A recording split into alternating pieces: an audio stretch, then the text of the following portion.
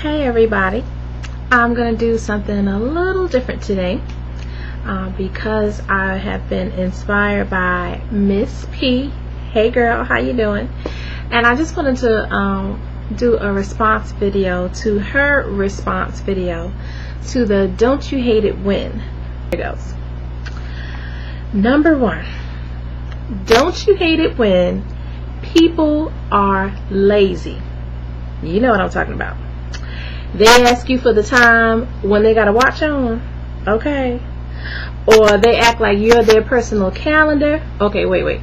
Even worse, you're in the same room, okay, together. Somebody comes in, hands you both the same flyer, and then a day later, they're asking you, oh, when was that thing again? Okay. Number 2, don't you hate it when people don't go into the intersection when they're going to make a left turn? This is mine. This is my mama's. We can't stand that. You're going to make a turn? Pull into the intersection so that when you turn, I can turn too. I've been waiting as long as you have, and the light turned red. I can't turn because you just moseying on through. Get into the intersection, people. Number 3. Don't you hate it when people ride on your tail, but they don't pass you? Why? If I'm going too slow, which I hardly ever am, but you know, speed limit 55, I'm going 60. Hey, I live in the country and the popo will pull a sister over. I'm going 60. If you want to go faster, go around. But why are you all on my tail trying to make me drive faster so that I can get the ticket and you can keep on going? I don't think so. Number 4, don't you hate it when people use European behavior as the proper example? Okay, let me break that down again. When people use what white people do, white people's behavior, as the proper or right behavior. For example, you talk like a white person. I talk like a white person. What is that supposed to mean? I don't understand that. Because I speak proper English, because I'm articulate, that's not talking like a white person. Because I know a lot of white people who can't speak to save their lives. They can't speak, they can't write, they don't come up with their own ideas. Come on, black people, let's broaden our minds. Let's get some knowledge, okay? We were kings and queens, and we still are, okay? You are whoever God says that you are, okay? And being intelligent and knowing how to speak has nothing to do with white people. They don't hold the patent on being intelligent, okay? And don't model your behavior on them. Find out who they are first. Don't see that just because they're white, oh, automatically they're doing the right thing, or they're speaking correctly. Well, the white person said it, so that must be how you say it. No. Honey. Okay. All right. Let me move on. I said I was going to move on. Let me go on. Number 5. Don't you hate it when you hear sayings or styles made popular by African Americans, and then they get used by corporate America, but black people are still poor? Well, some of us are. Like the phrase, it's hot, or you're hot, or that's hot.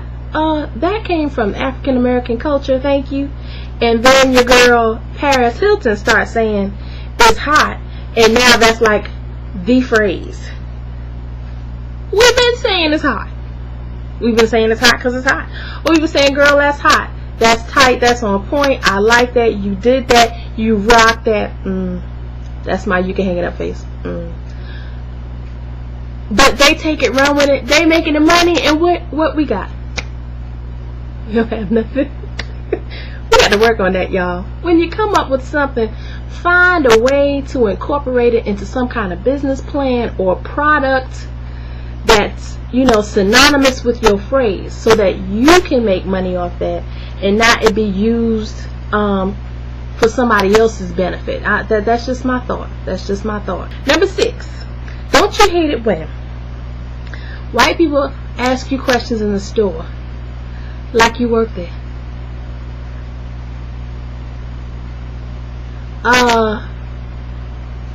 Excuse me, do you know where the toilet paper is? No, ma'am, I don't work here. I think if you look for someone with a Walmart smock on, a Lowe's smock on, then they might be able to help you. But since I have none of those things on, I'm not an employee, therefore I can't help you. I'm trying to find somebody to work here myself. You're going to ask me like I'm... What? Let me move on. Number 7. Don't you hate it when people try to get you to do illegal stuff and jeopardize your livelihood?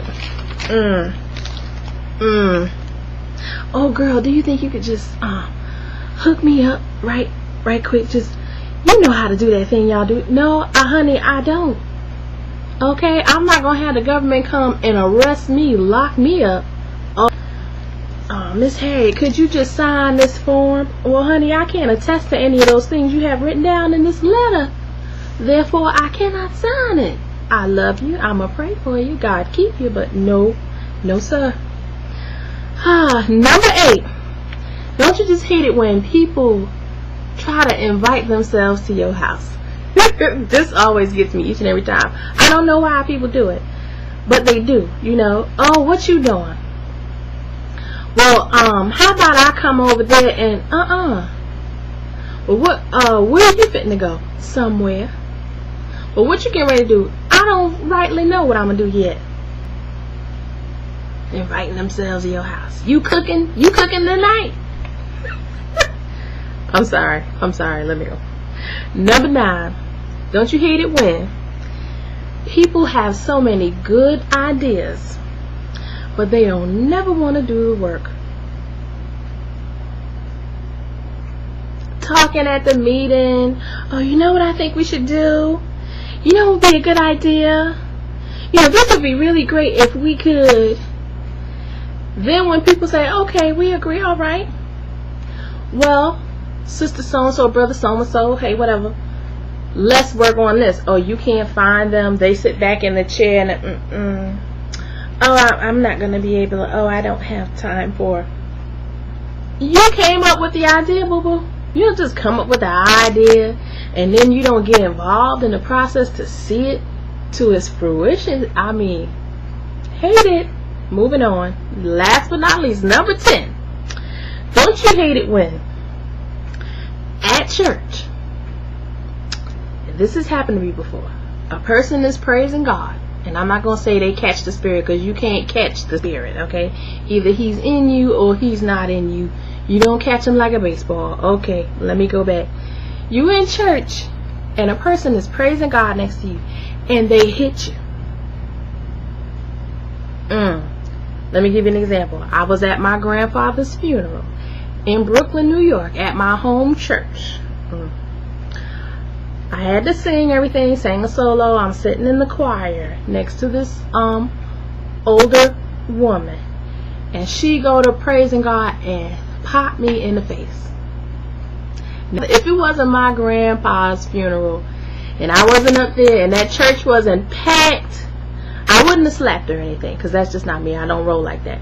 But I would have turned to her and been like, Mother, you just hit me. Please contain yourself. That spirit within you is subject to you. But you don't haul off and slap nobody, hit nobody in the mouth, because you're just so uncontrollable. And as old as she was, she ought to have been ashamed of herself. But see, you